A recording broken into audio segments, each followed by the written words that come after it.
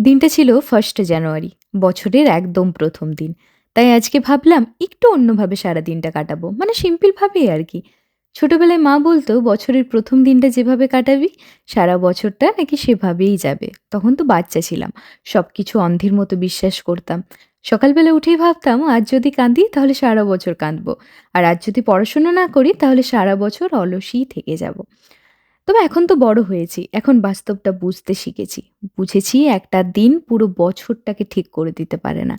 কিন্তু একটা দিন নিজেকে বদলানোর একটা নতুন সুযোগ তো হতেই পারে, তাই না? এভাবে চোখের সামনে আরেকটা বছর এতগুলো দিন যে পেরিয়ে গেল বুঝতেই পারলাম না।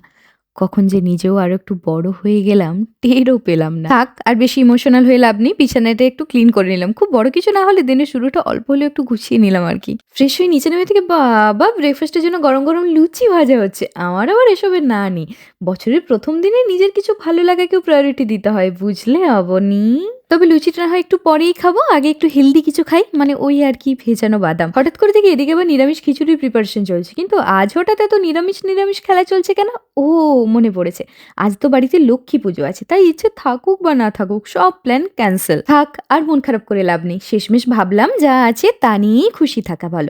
তাই ব্রেকফাস্ট গরম, গরম লুচি আর আলুর তরকারি দিয়েই সেরে নিলাম। যাই বলো ব্রেকফাস্টে কিন্তু মোটেও মন্দ হয়নি। দিনটা অন্তত ভালো কিছু দিয়ে শুরু হলো। এর থেকে বেশি আর কি বা চাই বলো? স্নান করে আগে ভাবলাম চলো নিজেকে একটু সময় দেওয়া যাক। ওই আর কি একটু গায়ে রোদ লাগানো। এরকম রোদ আবার রোজ, রোজ মেলে না। না খুব কড়া না খুব ঝিমানো। শত কাজ ছেড়েও নিজেকে একটু সময় দেওয়া দরকার। সাথে ছিল আবার টক ঝাল আমলকি মাখা। পুরো জিভে জল আনার মতো। একটু কষা, কষা লাগছিল ঠিকই, কিন্তু কি আর করা যাবে? সুখের জিনিসে একটু কষ্ট তো থাকবে। বেশ স্নান-টান করে বসে পড়লাম লাঞ্চ করতে। লাঞ্চে ছিল গরম, গরম খিচুড়ি আর পাঁপড় ভাজা। এরকম লাঞ্চ থাকলে নিরামিষটাকেও মেনে নেওয়া যায়। লাঞ্চের পর একটা ডায়েরি বার করে বসে পড়লাম কিছু লিখতে। জানি ডায়েরিটা অনেক পুরনো, তবে পুরনো হলেও ভেতরের পাতাগুলো আজও একদম নতুন। শুধু ওপরে লেখা এই সালটা ডায়েরিটাকে পুরনো করে দিয়েছে। না হলে গল্প লেখার জন্য পাতাগুলো এখনো ঠিক। মনে হলো আমাদের জীবনটা বোধহয় এরকমই। বয়সের সংখ্যা বদলায়, সময় বদলায়, কিন্তু ভেতরে অনেক কথা আজও না লেখাই হয়ে রয়েছে। ও ভাই, বছরের ১ম দিনে এত ইমোশনাল কথা বলা ঠিক হচ্ছে না। এখনো তো পুরো বছরটাই বাকি। সন্ধ্যাতে একটু চা খেতে ইচ্ছে করছিল। শীতকালে একটু আধটু চা ভালোই লাগে। সাথে ছিল ওই একটু পরোটা।